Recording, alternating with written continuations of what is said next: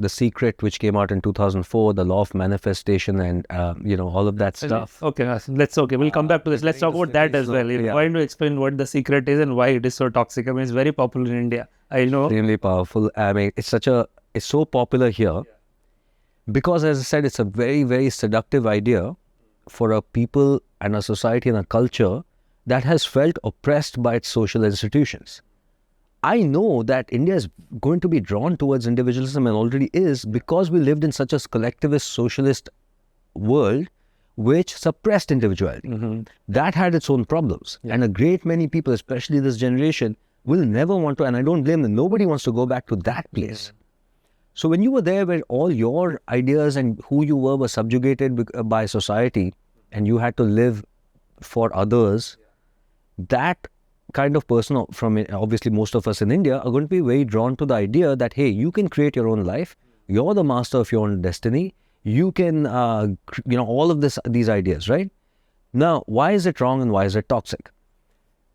So The Secret firstly came out in about 2004, if I'm not mistaken. I was in the US. I was practicing as a psychiatrist and I was there when, Rhonda Byrne was marketing it, and the best marketing I've ever seen. Everyone was drawn to it. And I had patients who came up and they dropped out of therapy for a while and then they came back and I said, what happened? They said, I read the book, The Secret, and it is amazing. It makes me, I have never felt so empowered in my life. But fast forward a few months and I started to see the problems. One lady told me, I'm leaving my husband. And I said, you had a good marriage. What happened? And she said, Doc, listen, I want a Mercedes in my driveway. I've been manifesting this all day, all month, last 3 months. It's my husband who's negative and he doesn't have the right energy. And she's like, that's why I don't have my Mercedes. And that's why I'm going to dump this guy. So people started policing themselves. They started policing others, getting everyone to think positive, etc. And it was a nightmare. I saw people going through a lot of depression, anxiety. And now, unfortunately, Mukesh, I'm seeing it here. And I know as soon as I start saying something negative about the law of manifestation, I'm going to have a lot of people on your podcast who are not going to be happy with that.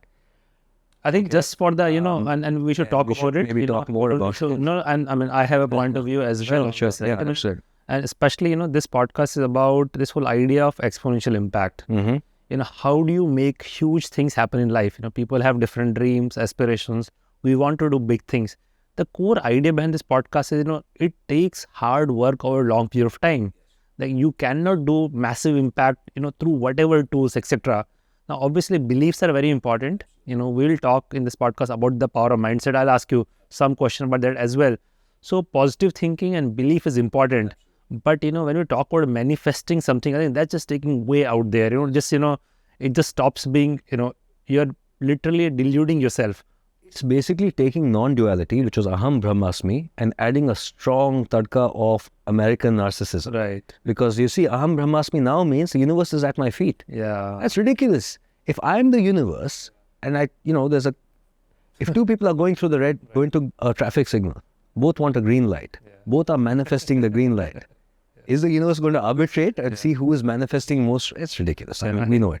I think simply stating, I think, rather, I think working but hard. It can be used in a good way because, as you said, thinking positively, looking for opportunities, having an optimistic mindset. These are things that believing in manifestation can help you get. But you can get that without the toxic side effects of this. That's what I'm... To still put in a lot of effort. Like nothing happens, on its own. It cannot happen, right? I mean, better than anyone that, to create anything of value, it takes so much persistence, dedication. I'm sure you've gone through a lot of reversals in life, right? Yeah. I wonder if you had the law of manifestation, if you believed it when you were like 28. I was going to say, anyone who believes in law of manifestation just needs to try entrepreneurship. It teach you within few years that, what it takes to make something happen. That's right. Sometimes, it's like almost, sometimes you try so much, still nothing happens, right? It's just the nature of things.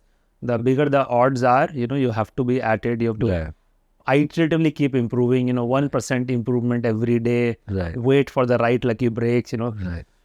Sometimes you do get these lucky breaks, and then, but you still have to notice that you have a lucky break. You need to make the most of it and so on. Right. So absolutely, I think, there is limited utility in cultivating right kind of belief system. Correct. And focusing more on glass half full rather than half empty.